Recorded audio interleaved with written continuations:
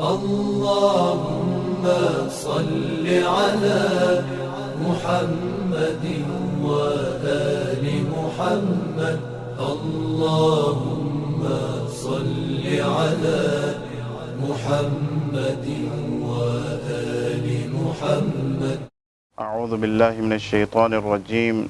بسم الله الرحمن الرحيم. الحمد لله رب العالمين والصلاة والسلام على أهلها.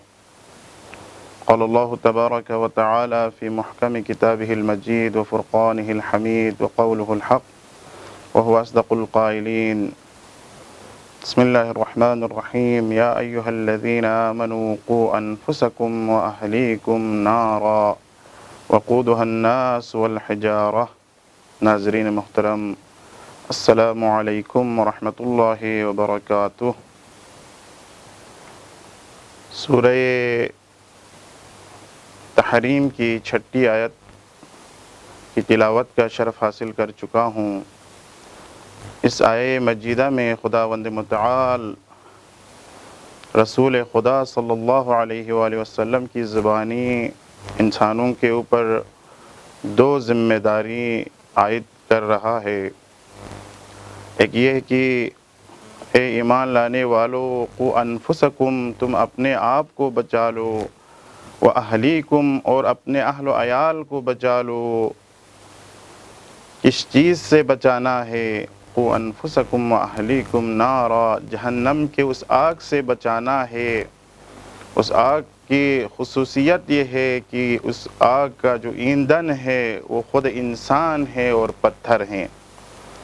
تو یہ عظیم ذمہ داری ہماری گردن پر خداوند متعال کی طرف سے یہ ذمہ داری عائد ہے کہ انسان صرف اور صرف اپنے نفس کا فکر نہ کرے، بلکہ اپنے آپ کو جہنم سے بچائیں اور ساتھ ساتھ جو ہے اپنے اہل و عیال کو بھی بچائے. تو اس آیت کا جو ابتدائی حصہ ہے قو انفسکم، یہ انسان کے خود سازی سے مربوط ہیں. انسان جو ہے اپنے نفس کا جو ہے اپنے نفس کے حوالے سے وہ تربیت کرے. اور جو دوسرا حصہ ہے وہ اہلیکم، یہ تربیت سے مربوط ہیں، دیگر سازی سے مربوط ہیں. تو سب سے پہلے تربیت ہی کسے کہا جاتا ہے؟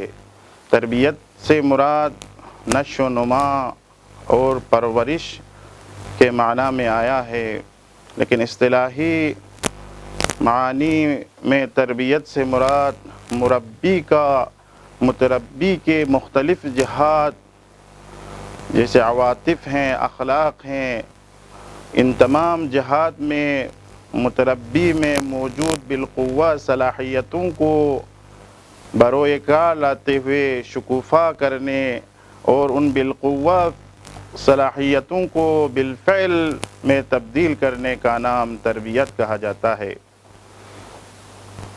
تو تربیت میں اس کی مثال کچھ اس طرح سے ہے کہ جب کسان یا مالی جو ہے باغ میں پھول کی نگہداری کرتا ہے، یا کسان جو ہے اپنے کھیت میں اگر گندم بوتا ہے تو سب سے پہلے اس کھیت میں موجود موانع کو دور کر لیتا ہے.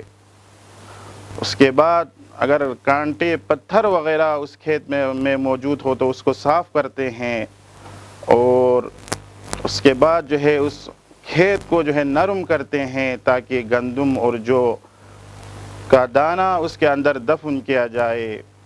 اور اس کے بعد دوسرا مرحلہ شروع ہو جاتا ہے، اسے پانی دیتا ہے اور اسے مختلف چیزوں سے اس کی نگہداری کرتا ہے اور اس کی ضروریات کو پورا کرتا ہے، یہاں تک کہ گندم اپنے کمال تک پہنچ جائے اور شکوفا ہو جائے. اسی طرح تربیت بھی یہی ہے کہ جب انسان جو ہے کسی متربی یا اپنے اولاد کی تربیت کرنے لگے تو مختلف جہات میں جو ہے اس کی تربیت کرنے کی ضرورت ہے، مختلف زمینیں فراہم کرنے کی ضرورت ہے، مختلف اقدامات اٹھانے کی ضرورت ہے. تربیت ایک تدریجی عمل کا نام ہے، تربیت دفعی چیز کا نام نہیں کہ انسان جو ہے اپنے بچے سے یہ کہے کہ نماز پڑھ لو، روزہ رکھ لو، تو وہ اس پر عمل کرے اور اس کی تربیت ہو۔ تربیت زمان بر ہے اور تدریجی چیز کا نام تربیت ہے۔ تو تربیت کے مختلف اقسام ہیں، انشاءاللہ ہم دوسرے جلسے میں تربیت اور تربیت کے اقسام بیان کرنے کی کوشش کریں گے۔ دعا کرتے ہیں کہ پاک پروردگارہ اس مقدس مہینے میں ہمیں معارف ناب اسلامی کو سیکھنے، سمجھنے اور اس پر عمل کرنے کی توفیق عطا فرما۔ والسلام علیکم ورحمۃ اللہ وبرکاتہ۔ اللهم صل على محمد وآل محمد اللهم صل على محمد وآل محمد